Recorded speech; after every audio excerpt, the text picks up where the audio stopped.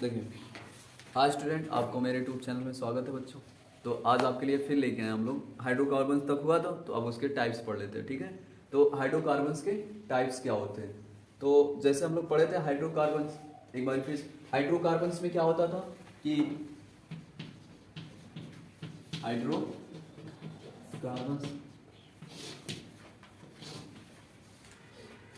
तो हाइड्रोकार्बन्स में जो हम लोग पढ़े थे, क्या पढ़े थे कि हाइड्रो का मतलब हाइड्रोजन होगा और कार्बन का मतलब कार्बन। तो हाइड्रोजन जो होगा इसमें और क्या होगा, हाइड्रो और कार्बन।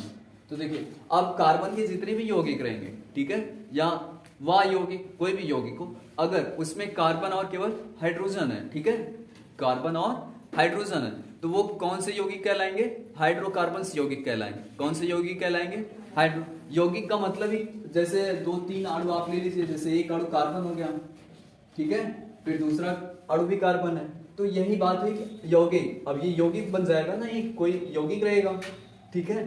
तो अब जैसे इसमें दो कार्बन हो गए, ठीक, अब एक हम क्या करें, अब इसमें हाइड्रोजन भी लगा दे, तो देखिए ये जो कार्बन है इसकी वैलेंसी 4 होती है, तो एक एक इनके साथ जुड़ गई, बची 3, तो 3 हम क्या कर दे रहे हैं, हाइड्रोजन लगा दे रहे हैं, ठीक है। तो ये क्या है, हाइड्रोकार्बन्स हो गए। क्या हो गए, हाइड्रोकार्बन्स, ठीक, इतना हम जान रहे हैं। अब हाइड्रोकार्बन्स के प्रकार पढ़ते हैं, ठीक है।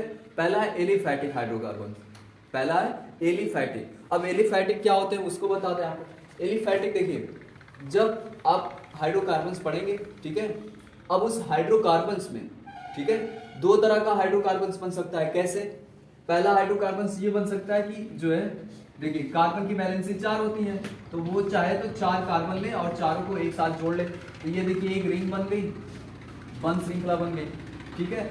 अब ये जैसे अगर हम कहें केवल ये देखो 1 2 3, अब नीचे से शुरू हो जाए, तो इसकी श्रृंखला देखो, इसको इस तरह से भी दिखा सकते हैं, 1 2 1 2, तीसरा, तीसरे से देखो एक श्रृंखला चालू हो गई, फिर ये चौथा हो गया, तो इसको इस तरह से भी बना सकते हो। यहां से देखो एक श्रृंखला बनी, ये इसका क्या है, केवल निर्देशांक है ना, ये हायर क्लास में दिखाया जाता है जब बहुत बड़ी श्रृंखला होती है तब फार्मूला। ये तो अभी छोटा था, तो इसका फार्मूला आप देख सकते हो। तो ये क्या है, खुली श्रृंखला वाला है, क्या है, खुली श्रृंखला। ये जो कोने बने हुए हैं, यहाँ कार्बन है, देखो एक कार्बन, फिर ये 2, फिर ये 3, फिर ये 4 और ये 5वां नीचे, ठीक है, ये कार्बन हो गए। तो ये श्रृंखला कैसी है, खुली है, खुली श्रृंखला है। और ये कौन सी श्रृंखला है, बंद श्रृंखला है ना कार्बन की। तो ये अपनी संयोजकता, चतुर्थ संयोजकता के कारण ऐसा कर पाते हैं, ठीक है। ये क्या कर लेते हैं, बंद श्रृंखला भी बना सकते हैं, खुली श्रृंखला भी बना सकते हैं, डबल बॉन्ड भी लगा सकते हैं, ट्रिपल बॉन्ड भी लगा सकते हैं। तो इसीलिए देखो, एलिफैटिक का मतलब हो गया कि वे हाइड्रोकार्बन जो केवल खुली श्रृंखला वाले हो, क्या, खुली श्रृंखला, और उनकी श्रृंखला बंद ना हो, ठीक है, बंद ना हो, तो उनको बोलते हैं हम एलिफैटिक। क्या कहते हैं, एलिफैटिक हाइड्रोकार्बन्स, ठीक है। अब बात करते हैं एरोमेटिक। एरोमेटिक हाइड्रोकार्बन्स में आपको देखो किताब की परिभाषा क्या कहा है कि वे हाइड्रोकार्बन जिनमें कार्बन परमाणु आपस में सिग्मा अथवा पाई बंध के द्वारा बंद विपरीत श्रृंखला में विन्यासित होते हैं। अब ये बात समझ में नहीं आ रही कि विन्यासित वगैरह क्या होता है, विपरीत क्या होती है, सिग्मा पाई क्या होता है। तो सबसे आसान तरीका है कि पहला तो टाइप्स में है एलिफैटिक, क्या है, एलिफैटिक,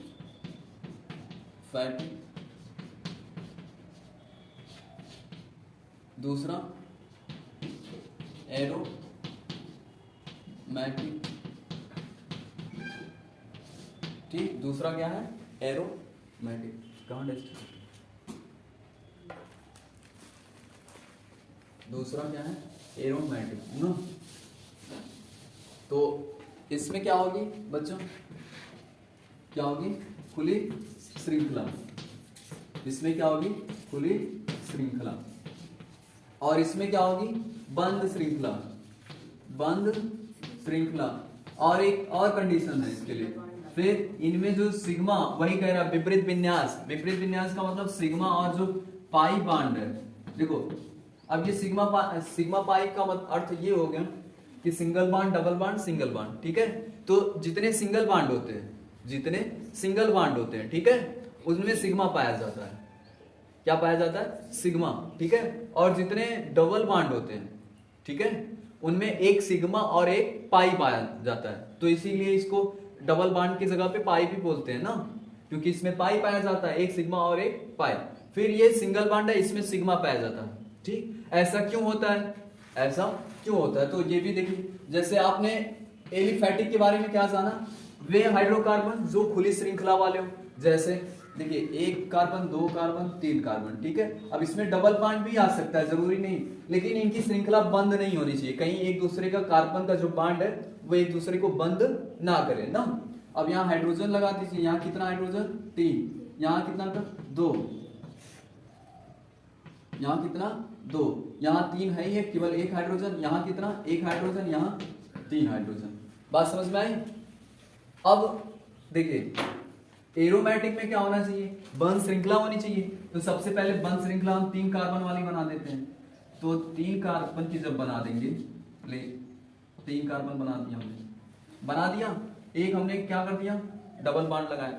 अब हम चेक करते हैं क्रम बन रहा है कि नहीं, तो देखिए क्रम नहीं बन रहा है, क्यों, क्योंकि पहले डबल बॉन्ड आ जा रहा है, फिर सिंगल, फिर सिंगल, पहले देखिए डबल बॉन्ड, फिर सिंगल, फिर सिंगल, क्रम नहीं बना, क्रम नहीं बना। देखिए सिंगल डबल सिंगल, एरोमेटिक होने के लिए कंडीशन क्या है, सिंगल डबल सिंगल, लेकिन मान लीजिए डबल से ही शुरू हो रहा है, लेकिन क्रम तो बने, डबल के बाद सिंगल, फिर यहाँ क्या आना चाहिए, डबल आना चाहिए, तो क्रम नहीं बना ना। अब यहाँ कह रहा है कि सिग्मा पाई, फिर सिग्मा भी हो सकता है, या पाई से शुरू हुआ तो सिग्मा पाई हो सकता है, मतलब एक क्रम से हो ना। अब ये सिग्मा पाई क्यों कह रहा है, इस बात को हम लोग समझ लेते हैं ना, सिग्मा पाई क्यों कह रहा है। तो पहले एलिफैटिक वाला लिखा है कि रहने दें, आगे बताएं, आगे बताएं, सब लोग एक ही क्लास के हो ना, जब क्लास में बताएं तो क्या जरूरत, जैसे लिखवाना है तुम लोग को तो लिखवा ही चुके हैं, और जो बोल रहे हैं वही होगा भी। जैसे एलिफैटिक का क्या होगा कि वे हाइड्रोकार्बन जो खुली श्रृंखला में जुड़े हो, जो खुली श्रृंखला में जुड़े हो, तो उनको हम क्या कहते हैं, एलिफैटिक। वे कार्बन के यौगिक जो एक बंद श्रृंखला में जुड़े हों और वो सिग्मा पाई फिर सिग्मा आबंध के क्रम को क्या करें, अनुपालन करें, तो उसे हम कहेंगे एरोमेटिक यौगिक। क्या कहेंगे, एरोमेटिक यौगिक। अब ये सिग्मा पाई क्यों बनता है, सिग्मा पाई क्यों बनता है, ठीक है। तो सबसे पहले देखिए इनका जो सिग्मा पाई बनने का अर्थ होता है, सबसे पहले देखिए अगर एक हाइड्रोजन, एक कार्बन और हाइड्रोजन से जुड़े हैं, मान लीजिए एक कार्बन है, अब इसकी कितनी वैलेंसी है बेटा, 4, तो इसमें देखो 4 हम क्या कर देंगे, हाइड्रोजन लगा देंगे। अब इसमें बताओ सारे के सारे सिंगल बॉन्ड है, सारे के सारे क्या है, सिंगल बॉन्ड, और ये सब कितने हैं, इसमें कार्बन की संख्या कितनी है, सॉरी सिग्मा की संख्या कितनी है, 4 है, 4 है ना। अब ये 4 आई कैसे सिग्मा, तो सबसे पहले देखिए हाइड्रोजन का इलेक्ट्रॉनिक विन्यास करिए, देखिए कार्बन है, अब का 1s sPdF के अनुसार, ठीक है, 1s2 फिर 2s2 फिर 2p6 नहीं, इसका तो टोटल 6 है ना, कार्बन का टोटल कितना है 6, जीनो 2 दूनी 4, फिर 2 ही तो बचा, क्या बचा बेटा, 2 बचा ना। p ऑर्बिटल में अब s का इलेक्ट्रॉनिक विन्यास कर लेते हैं, s का परमाणु क्रमांक 1, इसका 1s2 नहीं 1 होगा ना, क्या होगा 1। अब देखिए मान लीजिए कार्बन है, कार्बन के इलेक्ट्रॉन जो है किस ऑर्बिटल में भरे जा रहे हैं, p में। p में हम जानते हैं 3 अक्षीय ऑर्बिट होती है, 3 अक्षीय ऑर्बिट, ठीक। पहला है px होता है, क्या होता है px, दूसरा py, तीसरा pz, ठीक। तो देखो पहले में आपने एक इलेक्ट्रॉन भर दिया, फिर दूसरे में एक इलेक्ट्रॉन भर दिया आपने, ठीक। इसका z वाला खाली रहता है, बात समझ में। अब इसमें कितने इलेक्ट्रॉन है, 2 इलेक्ट्रॉन हो गए ना। और इसकी अब ये देखिए यस वाली जो ऑर्बिट है, ये 4 वैलेंसी दर्शाता कहते हैं, तो इसकी जो यस वाली ऑर्बिट है, पहले तो जगह यहाँ बिठा के हटा देते हाइड्रोजन को ना। अब यहाँ देखिए यस का है, यस में एक ही ऑर्बिट होती है। अब इसने क्या किया कि अपना जो यस में जो 2 इलेक्ट्रॉन रखा था, ठीक है, अब ये पीवी अभी हाफ फील्ड भी नहीं है इसका, हाफ मतलब आधा भी भरा नहीं है ना, तो ये क्या करेगा, ये एक इलेक्ट्रॉन जो है बाद में निकल के यहां चला आएगा, तो यहां बच जाएगा क्या 1s1। तो देखो अभी ये चारों की चारों हाफ फील्ड हो गई, क्या हो गई, हाफ फील्ड। एक यस की ऑर्बिटल, 3 पी की, इसीलिए इसकी संयोजकता कितनी हो जाती है, 4 हो जाती है। कितनी हो जाती है, 4 ना। देखो यहां फुल फील्ड होने के लिए देखो 2 इलेक्ट्रॉन 2 इलेक्ट्रॉन 2 इलेक्ट्रॉन होने चाहिए, तब ये पूरी भरी मानी जाएगी। पूरी क्या मानी जाएगी, भरी मानी जाएगी। ठीक, तो ये अभी इसके पास 4 इलेक्ट्रॉनों की कमी है, इसीलिए इसकी संयोजकता कितनी हो जाती है, 4। अब बात आई, आप क्या देख रहे हो, कार्बन का कहां भरा जा रहा है, पी में। कहां भरा जा रहा है बेटा, पी में ना। अब हाइड्रोजन का कहां भरा जा रहा है, यस में। ठीक, 1s1 1s1 कहां भरा जा रहा है, यस में ना। तो देखिए अब जो है कार्बन की जो ऑर्बिट होगी, कार्बन की जो ऑर्बिट होगी वो पी जेड में भरा जा रहा है। तो पी जेड में जब भरा जा रहा है वो, तो देखिए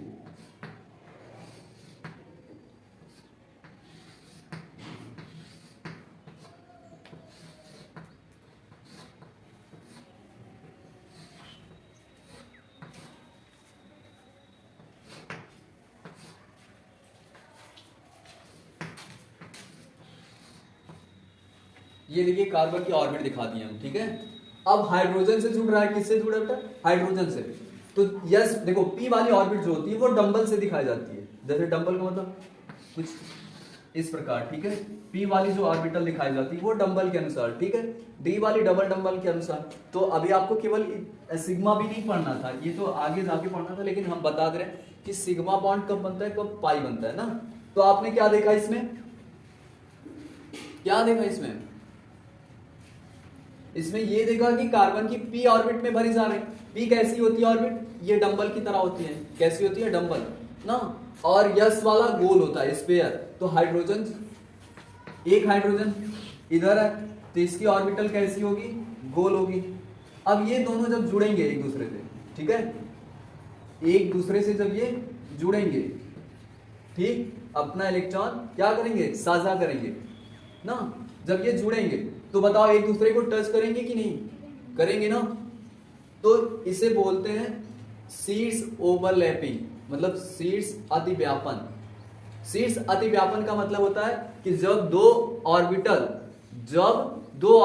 एक दूसरे को पूर्ण रूप से क्या करें, स्पर्श करें। क्या करें, स्पर्श करें। अब देखो ये एक, आप देखिए लंबा सा गुब्बारा ले लीजिए और एक गोल सा गुब्बारा, दोनों को टच कराइए, टच होगा कि नहीं, होगा ना। तो ये एक दूसरे को टच कर जाएंगे, तो अर्थात ये दोनों ऑर्बिटल एक दूसरे में मिक्स हो सकती हैं कि नहीं, हो जाएंगी ना। तो यहां देखो सिग्मा बॉन्ड बनेगा, सिग्मा बॉन्ड, ठीक है। जो सिग्मा बॉन्ड होता है वो बहुत मजबूत होता है, क्यों, क्योंकि जैसे हम देखिए हमारा ये पी ऑर्बिटल हो गई, कौन, ये चारों अंगुलियां मान लेते हैं हम पी ऑर्बिटल है, ये अंगूठा भी क्या है, पी ऑर्बिटल है कार्बन का ना, ठीक।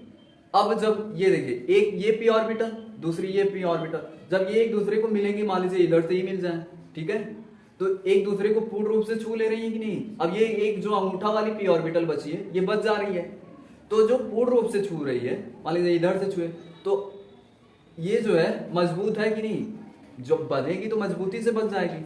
लेकिन जो पाई वाला होता है, देखिए अब इसमें जो देखिए जब कार्बन अकेले किससे जुड़ा हो, हाइड्रोजन से जुड़े, जब कार्बन अकेला हाइड्रोजन से जुड़ेगा तो वो हमेशा क्या देगा, सिग्मा बॉन्ड ही देगा। क्यों, क्योंकि पी और एस ऑर्बिटल जब आपस में मिलती हैं तो केवल क्या बनता है, सिग्मा बॉन्ड बनता है। पाई कब बनेगा, देखिए पाई तो हाइड्रोजन से बनेगा नहीं, ये तो कंफर्म हो गया। क्यों, क्योंकि हाइड्रोजन की ऑर्बिटल कहां जाती है, यस में।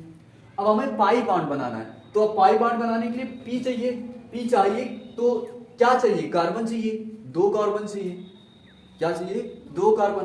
तो अब देखिए जब हम 2 कार्बन ले लेते हैं, मान लीजिए ये 2 कार्बन हमने लिया, ठीक है, इसकी 4 ऑर्बिट हैं, 4 ऑर्बिट नहीं बल्कि 2 ही से हम समझ जाएंगे, ऑर्बिटल नहीं ऑर्बिट ना, ये हो गया।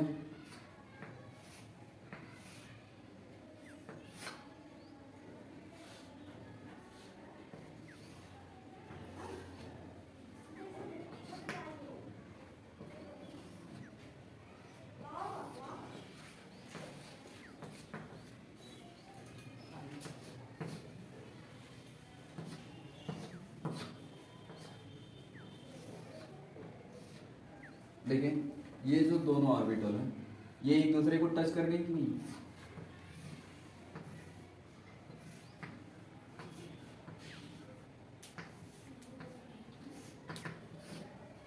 अब देखिए जब दो कार्बन आपस में जुड़े हैं, ठीक है, और ये डबल बॉन्ड से जुड़ रहे हैं, किससे? डबल बॉन्ड से। देखिए इनकी ये वाली ऑर्बिटल ये, ठीक है, 4 ऑर्बिटल हैं टोटल, कुल कितनी है? 4, ठीक। ये दोनों भाग नहीं ले रही हैं, ये दोनों ऊपर की मान लेते हैं भाग ले रही हैं, ठीक है, बात समझ में आई? चाहे नीचे का ही मान लीजिए, कोई इसमें आपको ऑर्बिटल दिखती नहीं है, केवल हम अनुमान लगा लेते हैं ना। तो मान लेते हैं ये यक्स वाली ऑर्बिटल है, कौन सी? पी एक्स वाली है, कौन सी है बेटा? P X. और ये कौन सी है? P Y. और ये अभी पी जेड होगी, अभी पी जेड है, पी जेड से हमें कोई लेना देना नहीं, ठीक है। और ये भी क्या है? P Y. अब देखिए जब ये कार्बन मिलेगा, ठीक है, तो आपस में आएंगे, आकर्षित होंगे, बॉन्ड बनाएंगे। बॉन्ड क्या होता है? जब दो परमाणु आपस में अट्रैक्ट होते हैं, जैसे चुंबक है, चुंबक, दो चुंबक लिए या लोहा लिए, ठीक है, लोहा एक ले लिए और एक चुंबक, अब दोनों एक दूसरे से चिपक जाते हैं तो वही बॉन्ड बन जाता है, वही क्या है? बॉन्ड बन जाता है।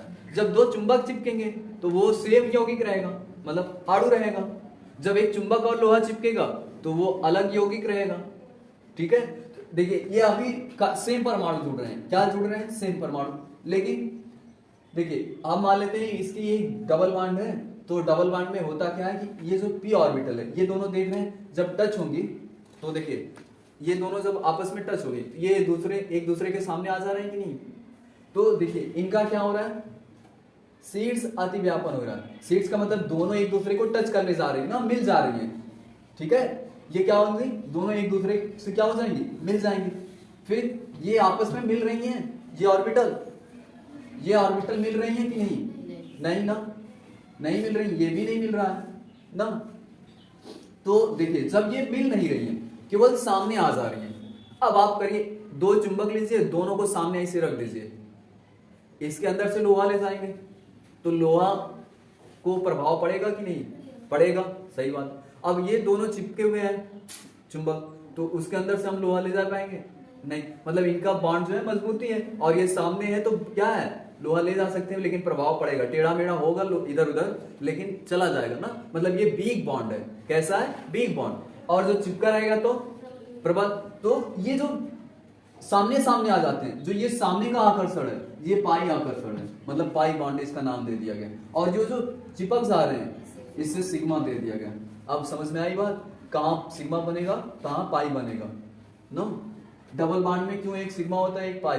डबल बॉन्ड में देखिए दो ऑर्बिटल भाग लेती हैं, तो जब एक यक्स वाली जब आपस में मिल जाएगी तो वाई वाली कैसे मिलेगी? जैसे आप दो गुब्बारा लीजिए, दोनों को स्पर्श कराइए, तो इस प्रकार गुब्बारा को पकड़िए, मान लीजिए जैसे दो गुब्बारा है, ठीक है, तो एक को ऊपर पकड़ लेते हैं, एक को इधर कर देते हैं, ठीक है, फिर इधर इस वाले भी हाथ में लेते हैं, तो स्पर्श कराएंगे तो केवल जो सामने सामने होगा वही स्पर्श करेगा, बगल वाला तो स्पर्श कर नहीं पाएगा।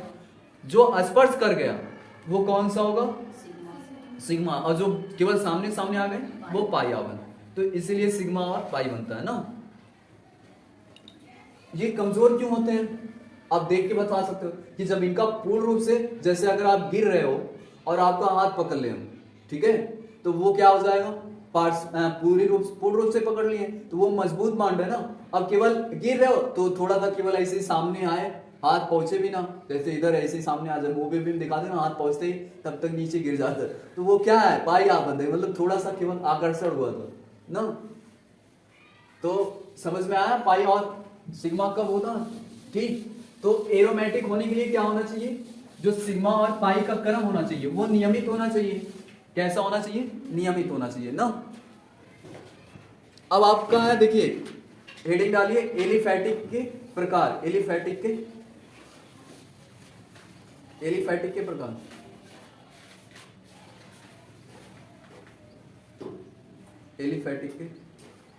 एलिफैटिक हाइड्रोकार्बन के प्रकार। पहला है संतृप्त हाइड्रोकार्बन।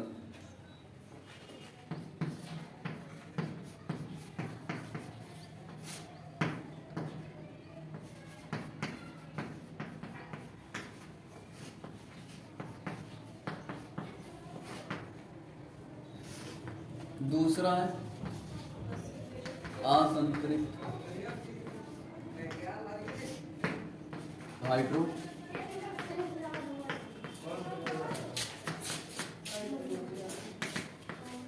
कार्बन। दूसरा क्या है? असंतृप्त हाइड्रोकार्बन ना। बात समझ में आई? ये दोनों जो है, देखिए संतृप्त का मतलब होता है वह हाइड्रोकार्बन, देखिए पहले का मतलब होता है वह हाइड्रोकार्बन जिसमें केवल सिंगल बॉन्ड पाया जाए, कार्बन कार्बन के बीच क्या पाया जाए? Single bond. तो इसको बोलते हैं कौन सा? संतृप्त हाइड्रोकार्बन। क्या बोलते हैं? संतृप्त हाइड्रोकार्बन। देखिए सारे कार्बन के बीच में क्या है? एकल आबंध है। क्या है? एकल आबंध है ना। तो देखिए वे कार्बन की होगी जिनमें कार्बन परमाणु में केवल एकल बंध पाया जाए, ठीक है, तो उसे हम बोलते हैं संतृप्त। अब असंतृप्त में क्या होगा? वे कार्बन की होगी जिनमें डबल बॉन्ड या ट्रिपल बॉन्ड। अब यहाँ डबल बॉन्ड भी हो सकता है, तो जब डबल बॉन्ड होगा तो एक हाइड्रोजन इधर का, एक हाइड्रोजन इधर का हट जाएगा, तो ये क्या हो गए? असंतृप्त। अब ट्रिपल बॉन्ड भी हो सकता है, तो एक हाइड्रोजन और हट जाएगा, ठीक है, तो ये क्या हो गए? Triple bond. तो देखिए तब भी ये असंतृप्त ही कहा जाएगा जब डबल बॉन्ड हो या ट्रिपल बॉन्ड हो। तो असंतृप्त जब केवल सिंगल बॉन्ड हो तब संतृप्त। बात समझ में आई? ठीक, तो परिभाषा आप लिख लीजिएगा दोनों से, ठीक। तो यहीं तक हम लोग स्टॉप करते, फिर कल जो है असंतृप्त हाइड्रोकार्बन के बारे में पढ़ेंगे। जैसे जब डबल बॉन्ड होगा तब उसका क्या नाम होगा, उसका गुण क्या होगा, फिर जो है ट्रिपल बॉन्ड होगा तब उसका नाम क्या होगा, सूत्र क्या होगा, ठीक।